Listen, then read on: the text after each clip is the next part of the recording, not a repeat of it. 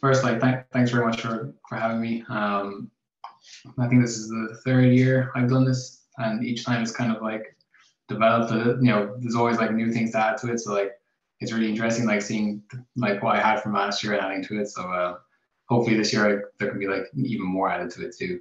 But so yeah, really what it's going to be is like how to turn strangers into customers with Facebook ads. So really what that means is how to get someone who like knows nothing about your business to actually becoming a customer. So we'll go through, and hopefully by the end of it, there'll be something of value that you can take away and actually put into place.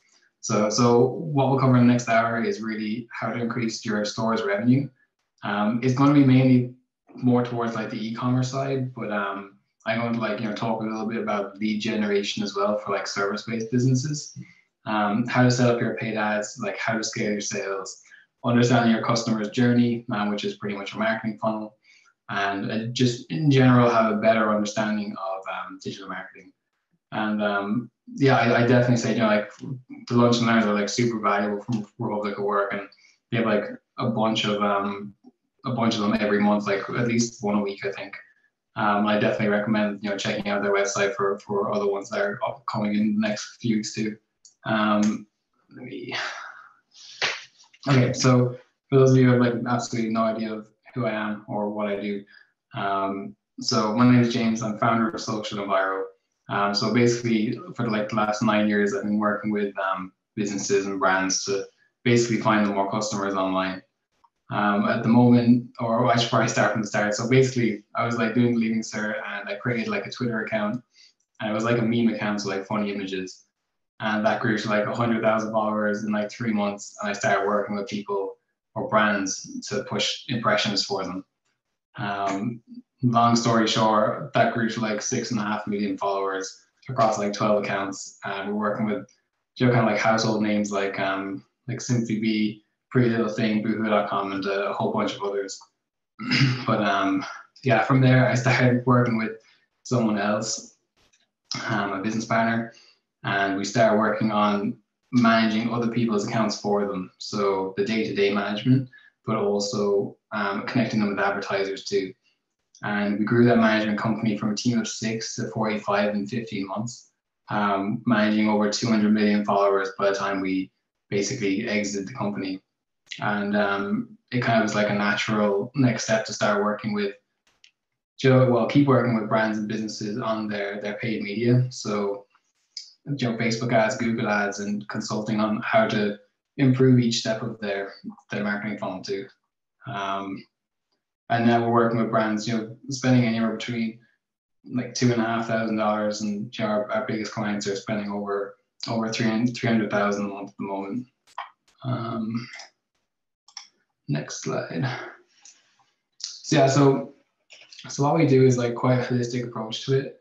So even though like our bread and butter is paid advertising, we consult on other parts of the business so that what we do with the paid ad side is going to bring back more and do better and better as the customer goes on. So it's not just our job to send traffic, but we're also trying to help our clients capitalize more on that traffic, whether it's improving conversion rate, average order value, lifetime value. So we're going to go through kind of what we do for our clients in the next hour or so. So there's kind of like 3 ways to, or there's 3 different areas that you can really look at to increase your sales. So if you improve your conversion rate on your website, but you send the same amount of traffic to it, and the average order value stays the same, you're going to get more sales for each like 1,000 people you send to your website. So if your conversion rate right now is like 1%, so what's that, like 10 people of every 1,000 people you send actually make a purchase. If you increase that conversion rate to like 2%, that means 20 for every 1,000 won't make a purchase. And then like traffic, if you send more traffic, then, and if the conversion rate and average order value stay the same, then you're going to make more sales. And same with average order value, that if you get the average person to spend more on your website, then you're going to make more sales too. So we're going to go through like each of these steps. So this probably looks like a massive like spider's web, but it's kind of going from like left to right. So it's like the typical customer journey for an e-commerce visitor. So like they're a stranger over here, and somehow they get referred to your website, whether it's organic social, organic search, paid media. It could be word of mouth, from a friend, affiliate marketing, influencers. There's loads more you could add in the traffic side of it. But then they view your website, and then you might go to the product page, then they might go to add to cart, then they might go to initiate checkout, then complete order, and then they become a customer. But there's things all along these steps where people will drop off. So you're not going to get like 100 people visiting your website and 100 customers. They're going to drop off, and it's using different things to get them back into your, back into your funnel and get them closer and closer to the customer side. So if, for example, like if they view your website and view your product, but they don't add to cart, then they might get hit with a remarketing ad on Facebook or something, and then brought back to the add to cart to finish the journey out. But you can see here, like traffic is the front of it, conversion rate and average order value is kind of on the website side. Oh shoot, it's on the website side. Then lifetime value is like after the customer actually becomes a customer. But we'll go through all this in more detail. And if you are like a service business, you can kind of apply the same steps. So if when someone becomes a lead, maybe they visit the website, they check out some free value, they become a lead, and then they get followed up, and then they become a customer or something. And yeah, this is kind of like the typical lead gen journey. So they might get like hit with some sort of free value on Facebook to go see like a cool blog, or maybe some sort of webinar. Then you can retarget those people with like a free opt-in offer to get their email. Then you can send the offer to them via email and like follow up on that, get more value, so they trust you and you build authority. And then you can like retarget or just follow the email sequence to get them towards more of a paid offer. So when we bring a client on, we typically like work backwards. So before we like spend any money, we want to like make sure that we can do like little tweaks to help with the conversion rate or the average order value. So that when we do spend money, our clients are going to get like the most they can out of that money. So that's why we kind of work backwards from like bottom of funnel and up, because if like the site's not converting, but we're sending a huge amount of traffic, we could be like wasting a lot of our clients' money if we don't try and fix it up a bit first. So these are kind of like the benchmarks for what you want your website to convert at each stage. So for all like the total sessions, you want like maybe mid 40s to go to like the product page. You want maybe like 12 to 16% to get hit with to add to cart, and you want it says 3.3 here, but that's like a pretty good conversion rate. If you have like a really high average order value, you can afford to have a lower conversion rate. But if you have like a really low average order value, you will need a higher conversion rate to be profitable. So it's kind of like a dynamic. It's not like a set thing. So in order to improve your conversion rate, especially like on your website, you want to ask yourself a few things. So why should people purchase your product? Are you clearly listing like the benefits, the features, the USPs? Like you really want to communicate very clearly how you're going to make their lives better, like when they purchase the product from you. Also, if they've never heard of you before, they might have no trust for you. So you want to like build that trust, and you can do that through testimonials, reviews, social proof, and all those three especially is like when you have those on your website, it's almost like getting told by a friend that it's good rather than like the business telling you, because it's always like, why should I trust the business? Why do you're more likely to trust a friend or actual customers than the business, and then guarantees as well. So that's pretty straightforward. Like you could offer like free returns, or if you're a service-based business, you could offer guarantees on your service. So what should I do? So this is very simple. Just make it super obvious what the next step is. Why should I do it now? So you could include like offers, scarcity, limitations. If there's a limited amount of products, if there's a limited amount of time for the offer, just make that clear, because otherwise they might dwell on it. They might think, oh, I don't have to do it now, I'll think about it.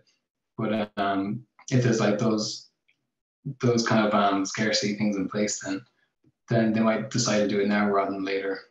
And typically what people do wrong with their site is like slow load speeds. So you really want it like under 3 seconds. If it's any more than that, people typically get frustrated and they leave. So they bounce straight away. If the call to actions aren't clear, if there's too much text blocks, people really like bullet points, like easy to skim read and understand what they're going to get. If there's distractions, so even like having your social icons at the top of your website could like distract people from actually continuing through the buying journey. You could spend all this money to get someone eventually to your website, and then they might just like click back to social because you've got those icons there. So typically what we recommend is just to have them in the footer, because people expect them to be in the footer anyway. No clear value offering. So basically not being clear what you're offering essentially, and if the incentives aren't clear. But I will go through a few examples anyway. So these are just a few points of how you can improve your conversion rate. So funnel analysis and lead capture, so where people are dropping off. Page speed and load times, so if people are bouncing straight away or getting frustrated with your website. Simplicity and layout, some of the most complex and fancy websites don't actually convert. Like some of the most boring websites that you'll ever come across actually convert really, really well because it's just simple.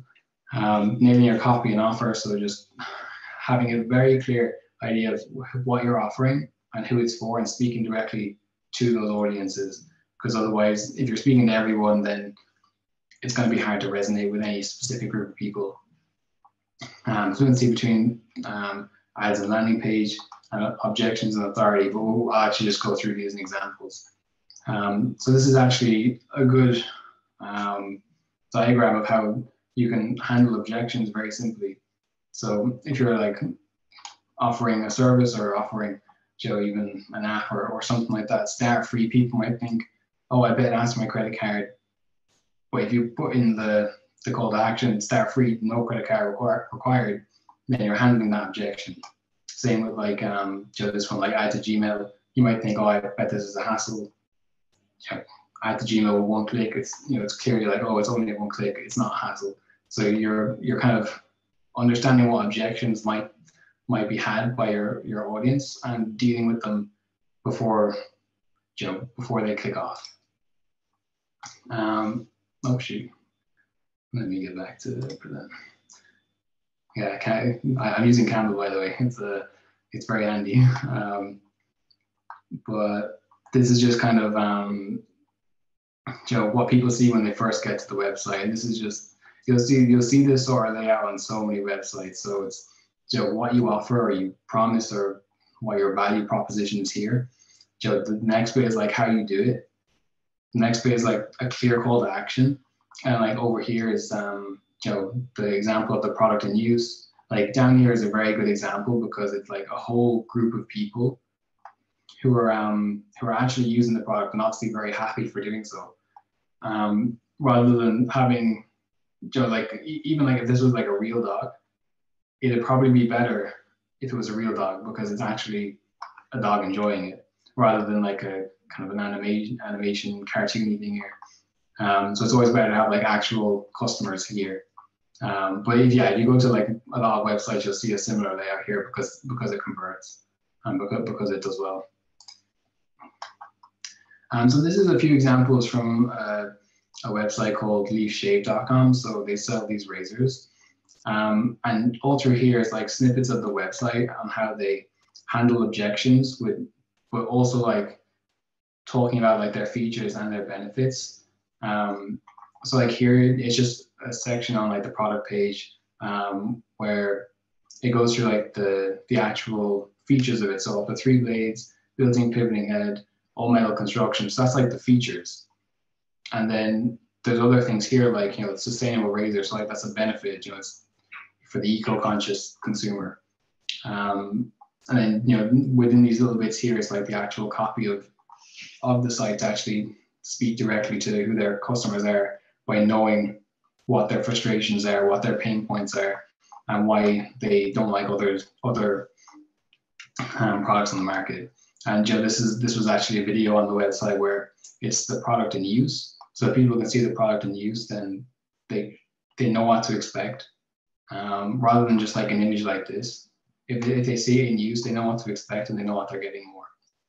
And like customer reviews, so these are like super important, especially on product pages, because especially if people haven't bought from you before, they're not going to like trust you to the extent that you want them to.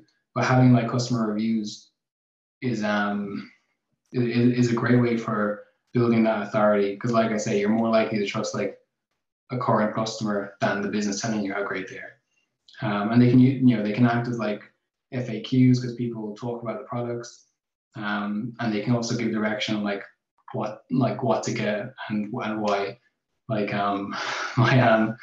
like for all the time, whenever we go to like a restaurant, my girlfriend will always look up what like the reviews to see what other people like, and then she'll she's heavily influenced by that on like what to get then, because of what other people say, because she trusts the reviews.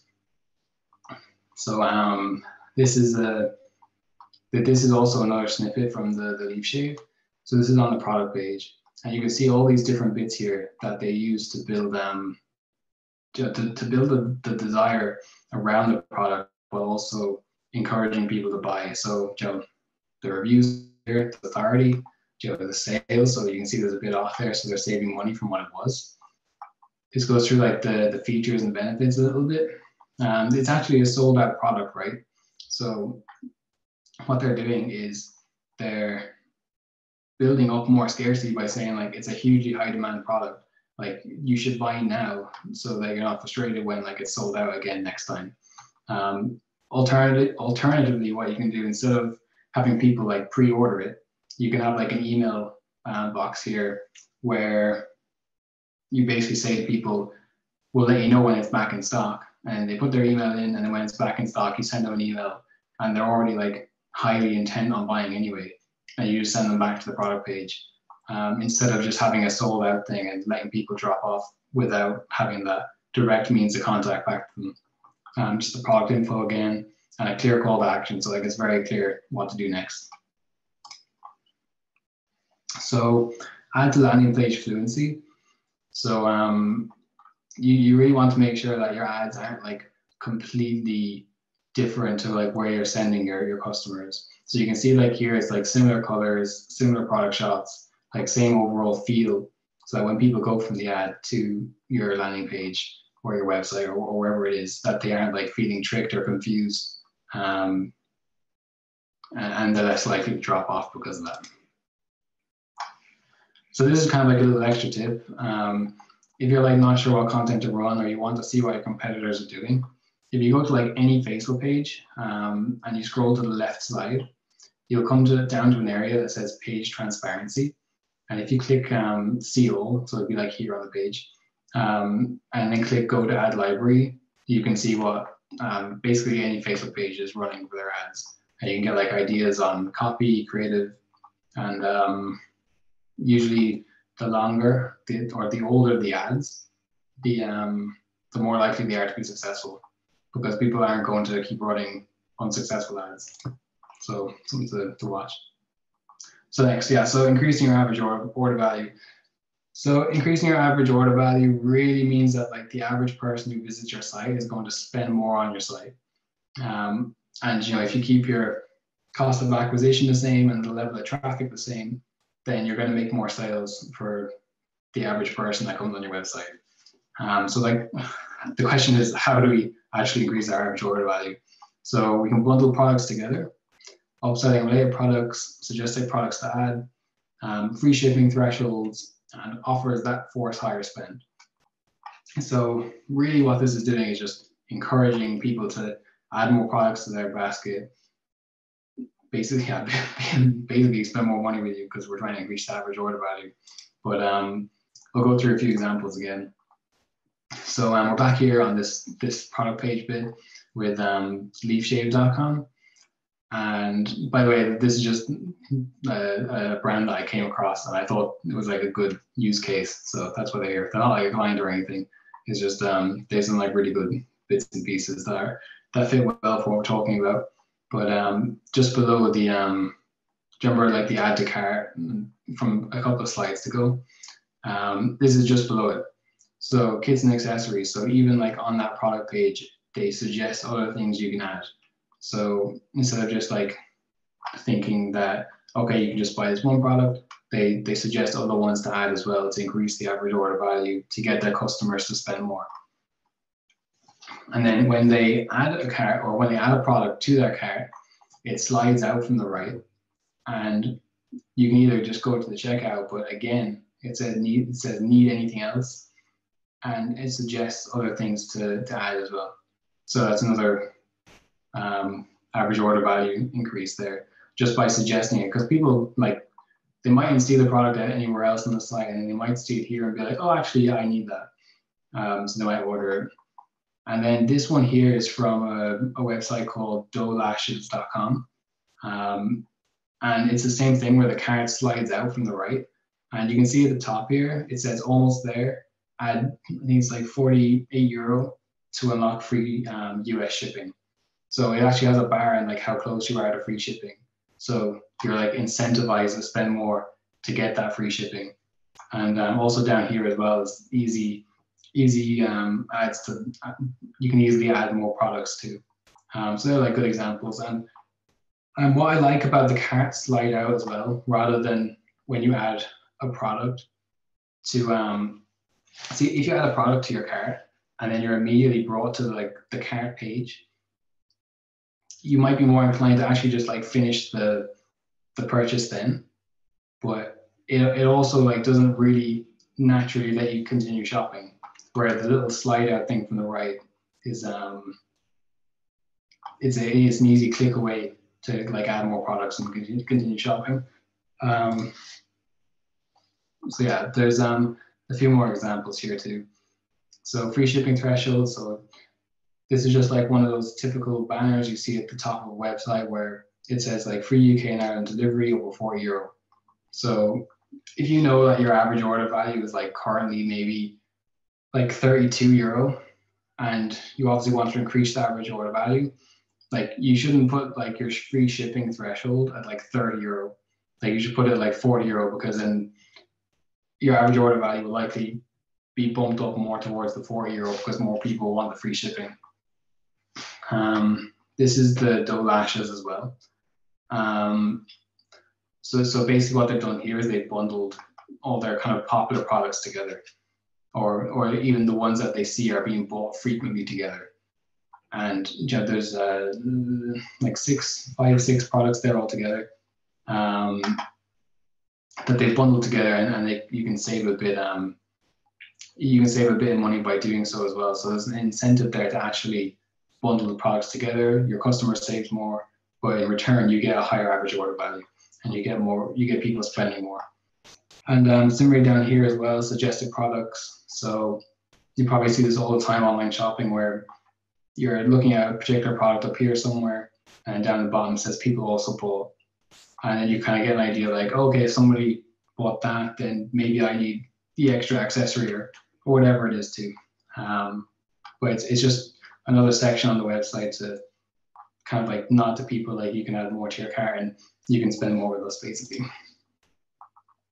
So yeah, so bringing more traffic to the website. So basically, if you bring more traffic to your site with a consistent average order value and a consistent conversion rate, you're going to get more sales from it. It's kind of like one of the three things. If two of them stay the same and one of them go up, then you're going to get more sales. So that's between average order value, conversion rate, and traffic. If one of those three things go up while the other two stay the same, that means more sales. So happy days. So yeah, there's different ways to bring more traffic. So there's paid advertising, there's influencers, SEO, which is more of a long-term play, organic social, email and SNS, and there's like word of mouth.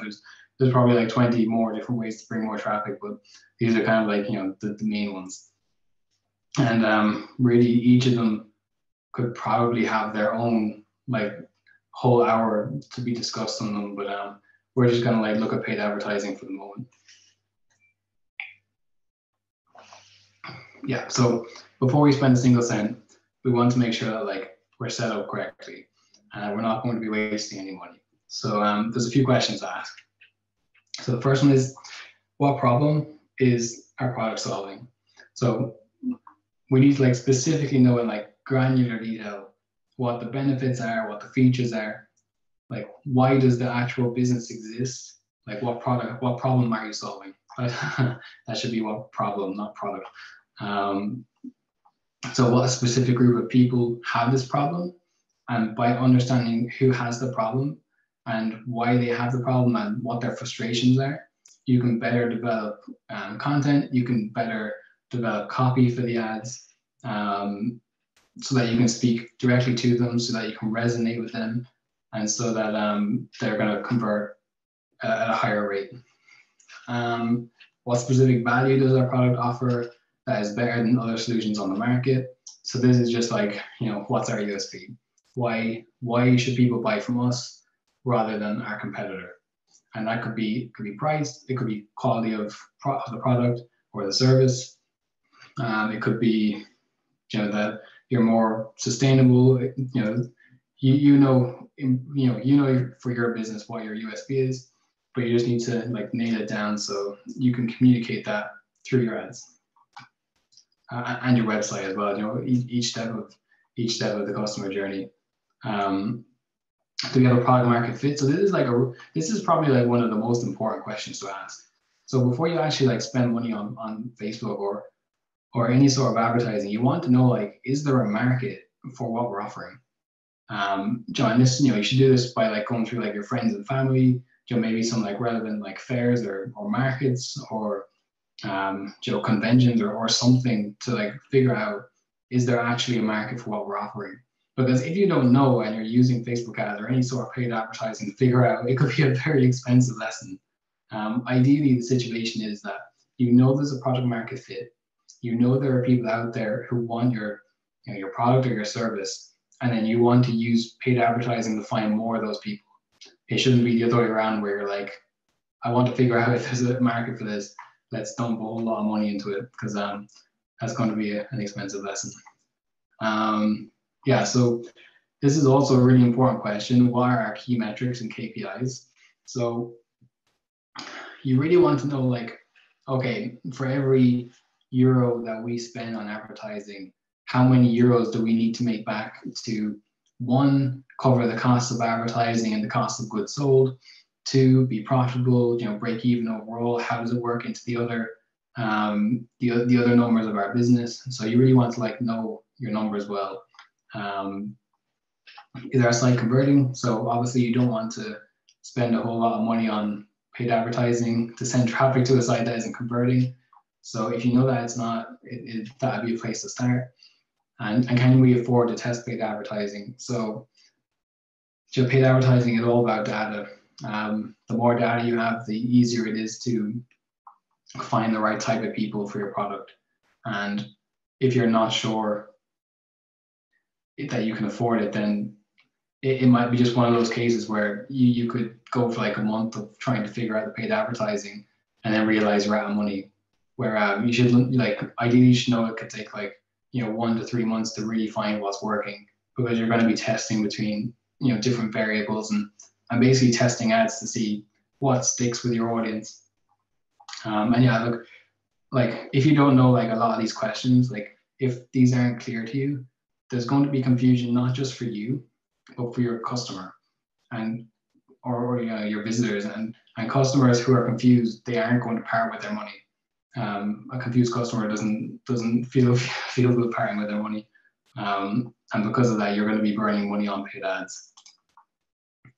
So yeah, speaking of burning money, avoid boosting posts at all costs. So although I have heard of like 1 or 2 like small businesses who have boosted posts and they've seen, you know, some results from it, for like the long-term like growth of your business, it's not good. So the reasons why are it only focuses on engagement rather than your campaign objective.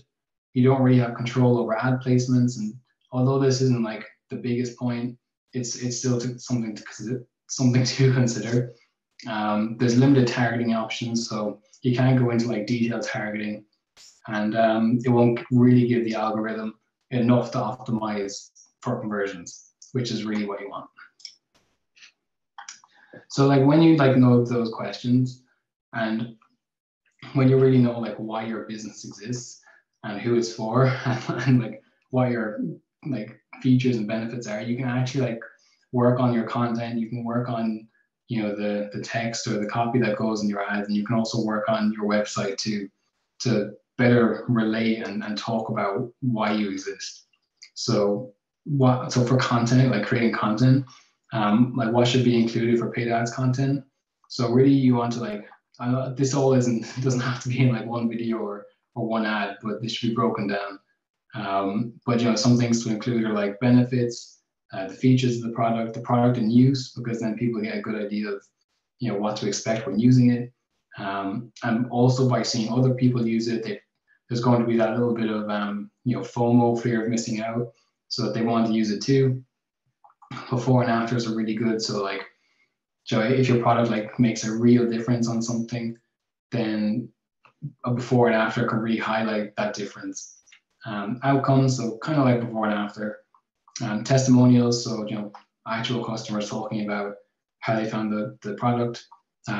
Social proof, so you know, maybe that's a hint to how many likes you have on Facebook or Instagram or followers or whatever, or how many people have reviewed. Just basically creating some sort of, you know, FOMO as well, to get people to want your product. And the ads should definitely have some sort of catchy, eye-grabbing start, because you really want to stop people from just scrolling their timeline. You want something to pop at them, so that they actually stop. And then, you know, the content makes people stop. The copy, which is like the text in the ad, is really going to make people want to learn a bit more. And then the offer is what's going to get people to click to your website and, you know, learn a bit more. You know, what are my competitors doing? So like I said, you can go to the ads manager, or you can, sorry, this might be the ads library even, but you can spy on them in the ads library to see what they're doing and get ideas. And also, what does your audience want to see? I mean, you know, there's different demographics, there's different age groups. You know, younger audiences might be more inclined to want to see entertaining content, where older audiences might be more inclined to see content that gives product information. Okay, that's a bit loud and long. But this is like an example of some content. So again, we're back to Leaf Shave. But so this video here basically just changes the text at the bottom, going through comparing their product to other products or like standard products. Like on this one, it says closest shaved ever, no bumps and razor burn, or this gives bumps and razor burns, which isn't good. But they go through like a whole different, yeah, they go like all the different benefits compared to the other ones that are on the market. And that's a good way of, you know, showing off how much better your product is. And you can see here from these examples, like there's nothing, you know, there's no crazy like mountains of text. There's nothing too complicated about the ads at all. It's quite simple, really. Short bit of text here. A little bit of text here. You know, meet your new favorite razor, and you know, a shop now button to get them to the website. And you know, this is like another example too of, you know, before and after. You know, a little bit of you know, this is more kind of like eco-friendly stuff. You know, there's not much text here at all. So it really just kind of shows like you don't have to have like a hugely complicated ad to do well. And these ones have been running for a while, so you kind of know that they're doing pretty good. Yeah, this is just another example of how they use the carousel to go through the different features or benefits. So this one's like plastic free, this is close shave, and like if you click this arrow, it just shows these. You know, pivoting head, zero waste. So it goes through like the benefits that way. And you know, here it says like sustainable shaving, you know, loved by tens of thousands. So that's like the social proof. That's like building up some like desire and like FOMO. And like I say, the copy is like really short too, and you can see up here how long the ads are running. So this is like March 30th, so that's like nearly a month now. So like maybe not like a huge amount of time, but you can scroll back and like you can see if ones are running since like January, and you might have a good idea of how well it's doing. So yeah, just some final checks. So you really want to make sure that when you start running Facebook ads, that you have your Facebook pixel installed on your website. So basically what the Facebook pixel is, it's a small bit of code that you put on your website that allows you to retarget those visitors with relevant Facebook ads. So like we've all been like online shopping, right? Where we're looking like at a pair of shoes, and then like we click off or whatever, and then like 2 minutes later or like 5 minutes later, we're scrolling on like Facebook or Instagram, and there are those same pair of shoes again.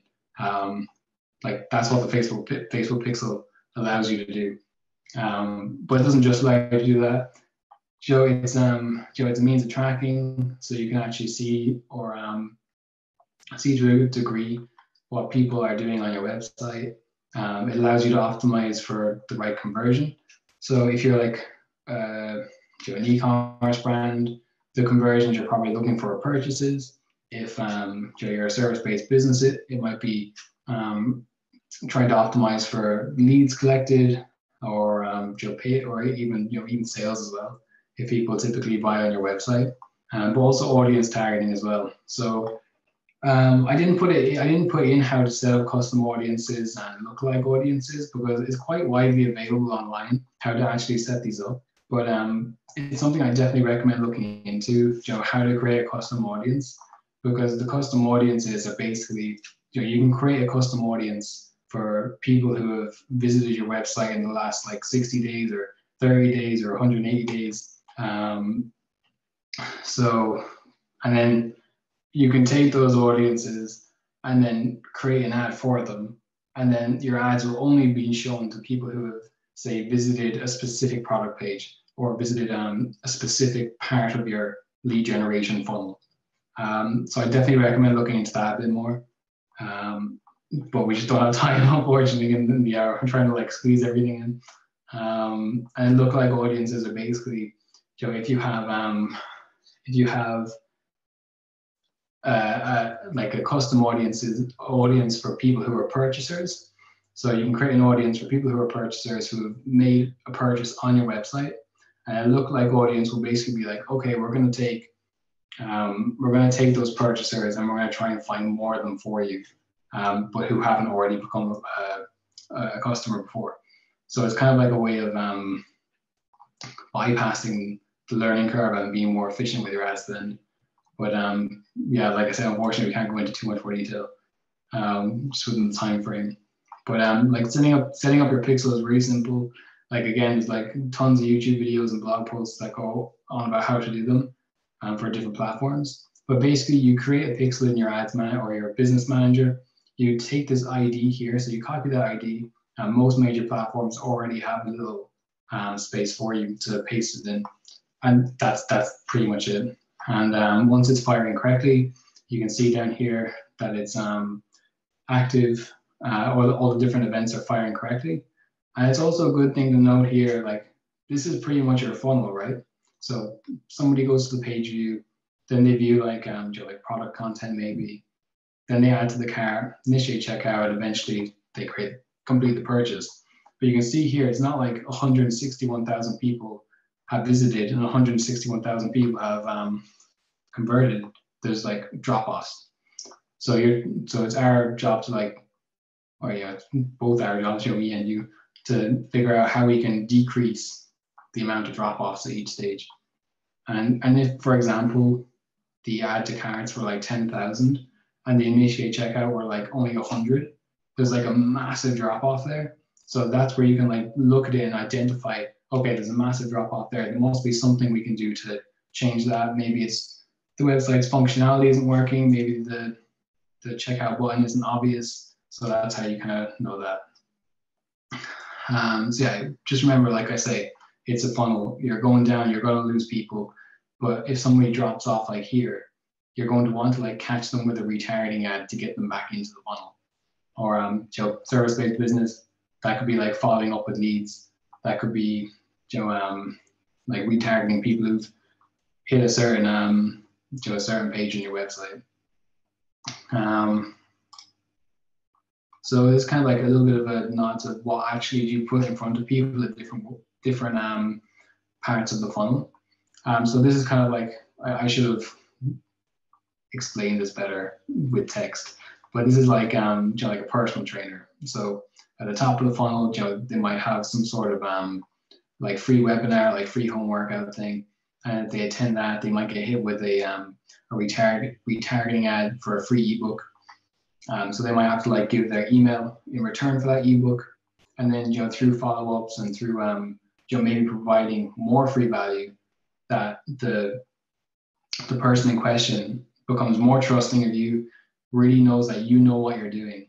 And because you've already, front loaded the top of their experience with like free value, they might be okay, actually, this guy really knows what he's doing. I'm going to give, I'm actually okay parting with my money now because I trust him. And I trust that my money will be returned to me in like even better value. So what you put in front of them, so it could be website content, blog posts, tutorial videos, information videos.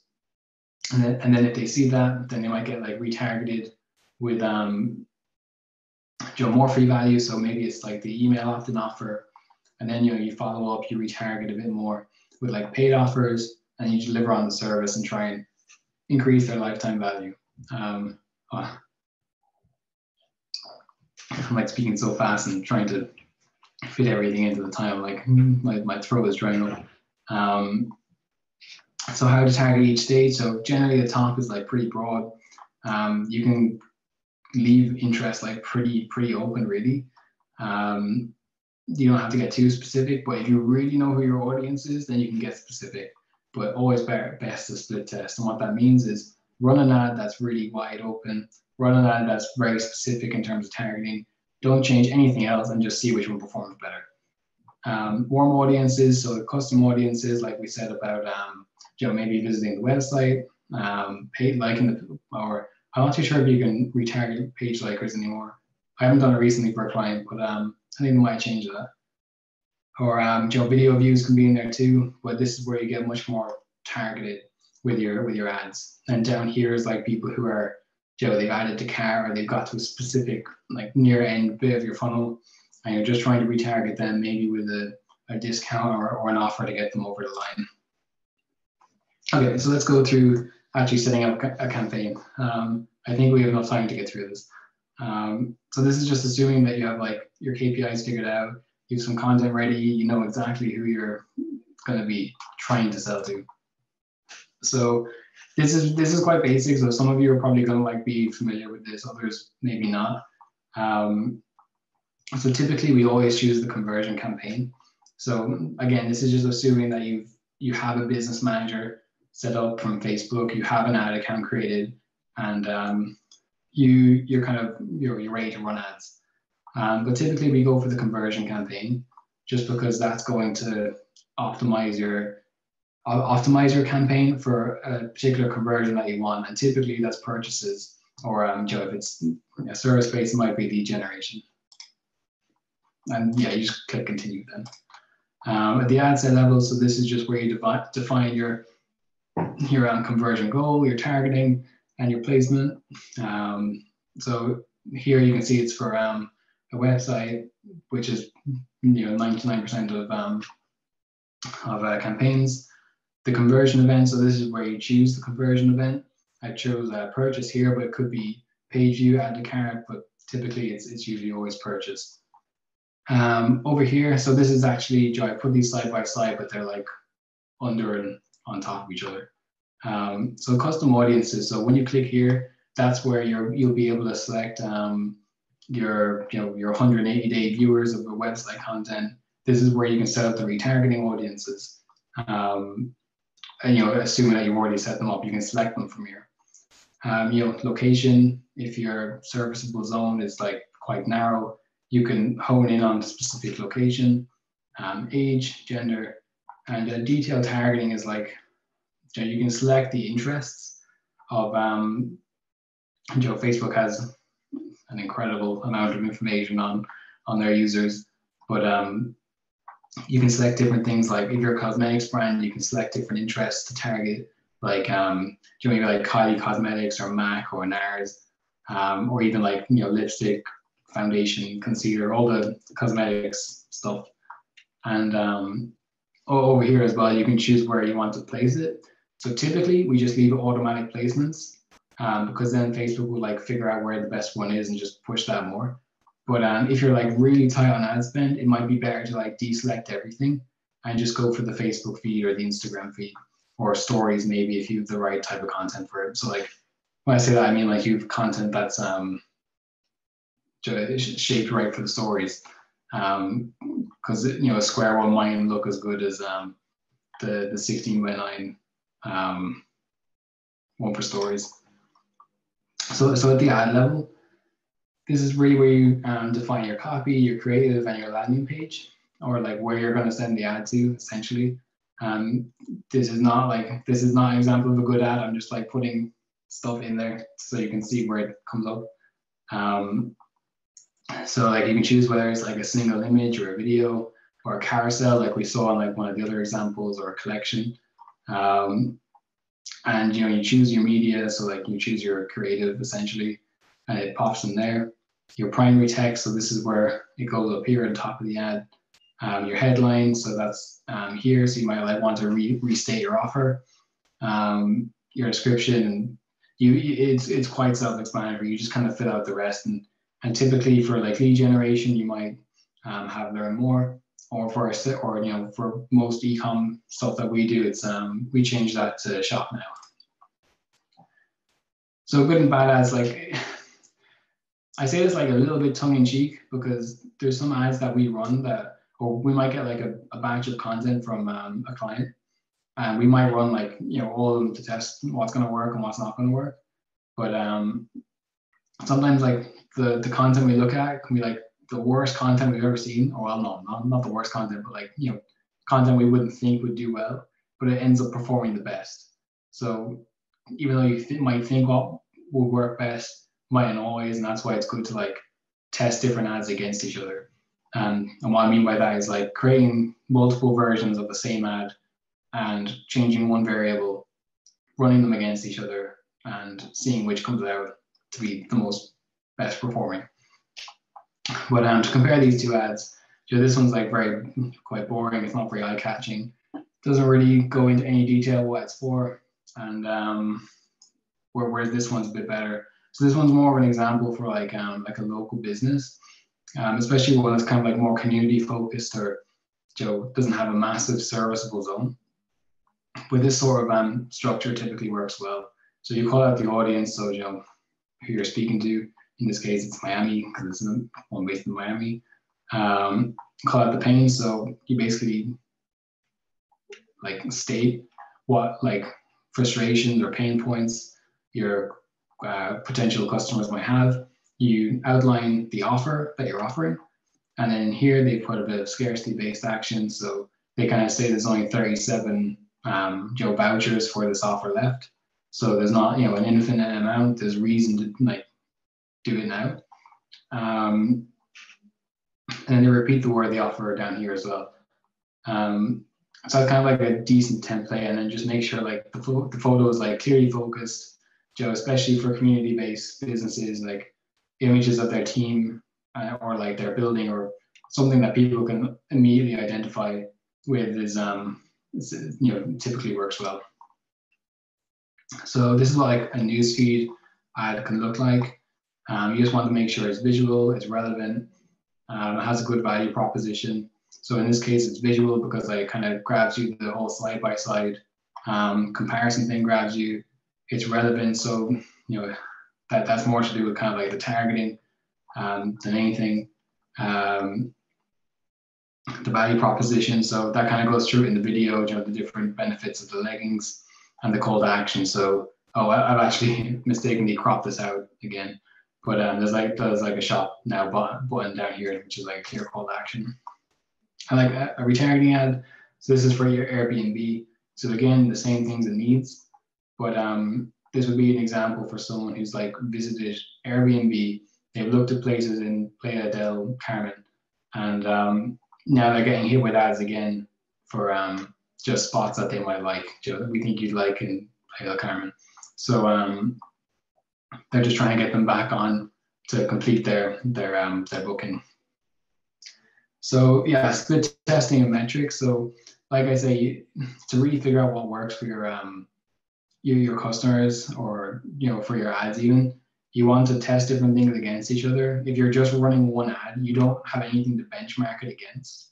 Whereas if you have like one campaign with one ad set with like 4 to like 6 different ads, or maybe even like 2 to 6 different ads, where there's only one variable difference. So you have the same like creative, you have the same link, you have the same everything, but you change maybe the actual text of the ad, and just like what's like a science test, like one variable, and then you can and then you can see after a while what's working, what's not working, turn off what's not working, and put more money behind, or keep running what is working.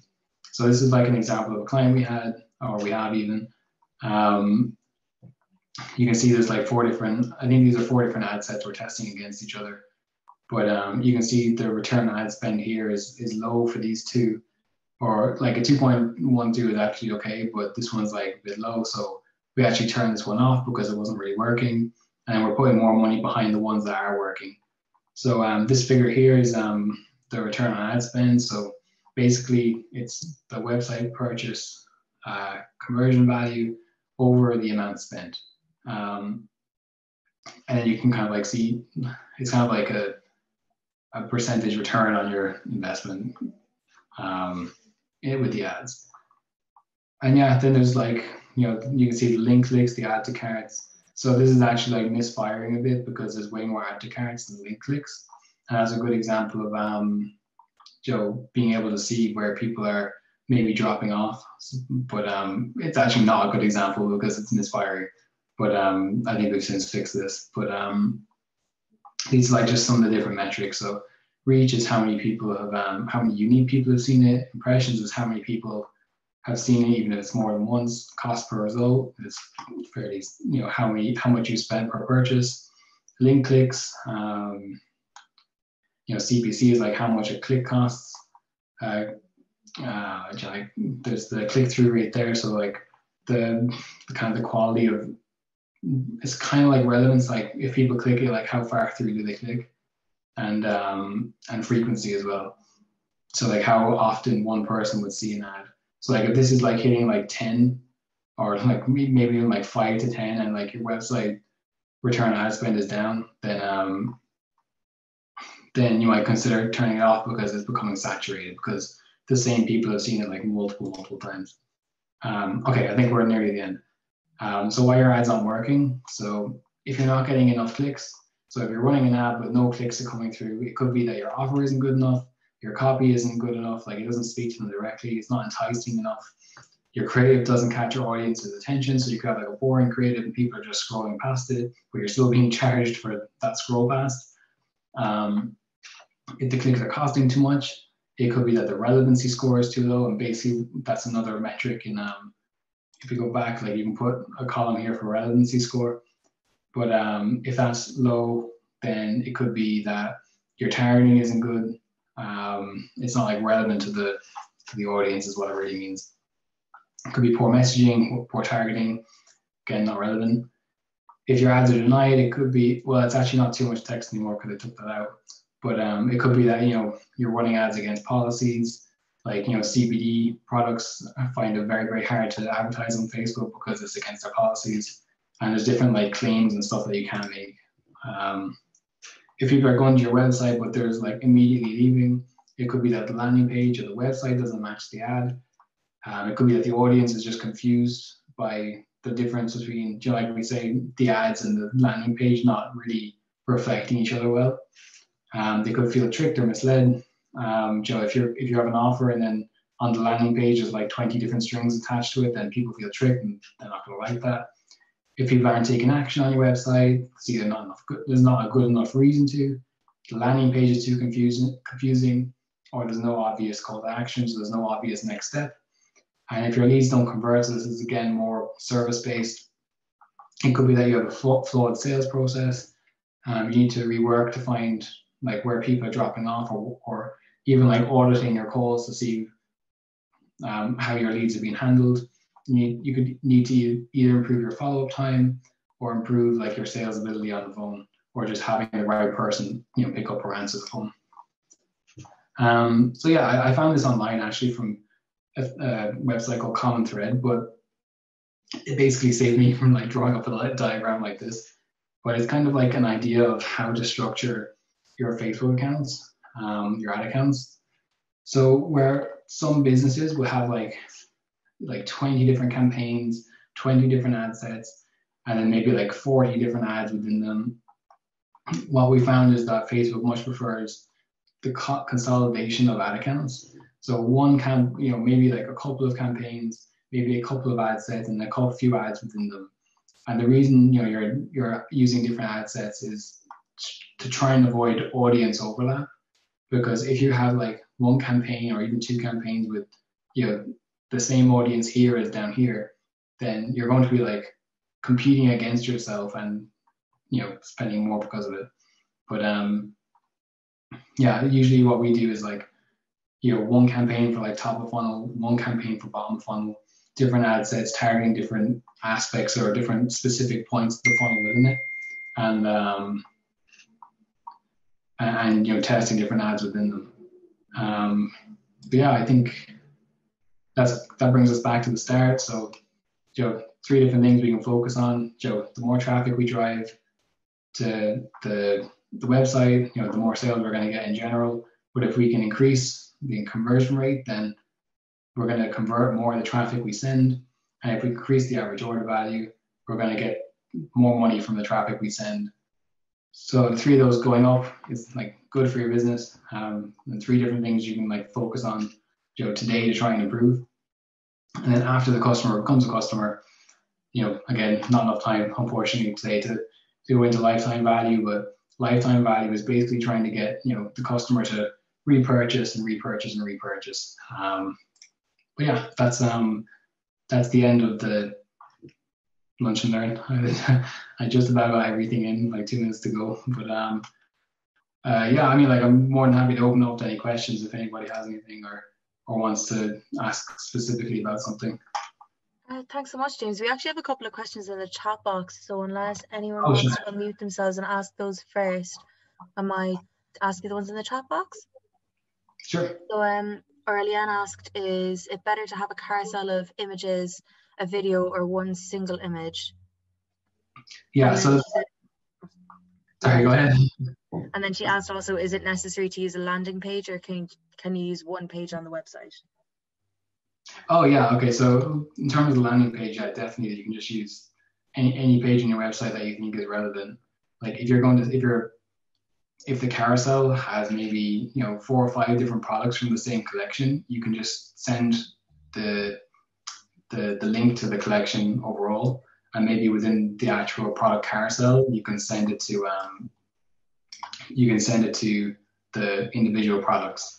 But in terms of like whether a single image or a video or a carousel works best, that's just something you have to test. I mean, it's not like there's a definite answer, but if you are like a small business and you're finding it really hard to like maybe get like videos produced or whatever, maybe some like simple images, even like through something like Canva can work.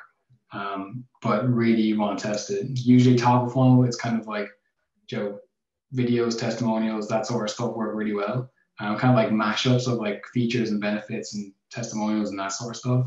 And then like if somebody is has visited your website, you can use like kind of like catalog retargeting. So it basically dynamically takes, and this you have to kind of connect your product feed from your store to Facebook, but it'll basically show the carousel, but it'll dynamically show it based on their activity on the website. So if they see like maybe certain shoes or like certain t-shirts, instead of putting any sort of product back in front of them, it'll put back the ones that they viewed already.